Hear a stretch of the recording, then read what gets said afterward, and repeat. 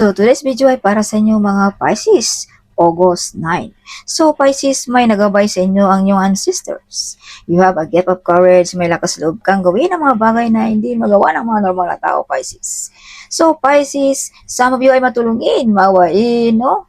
Yes, so Pisces, this is not only giving, this is also receiving. So, some of you ay makatanggap ng malaking pera this day.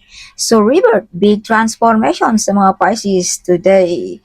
Yes, bagong pagkatao, bagong buhay, something like that.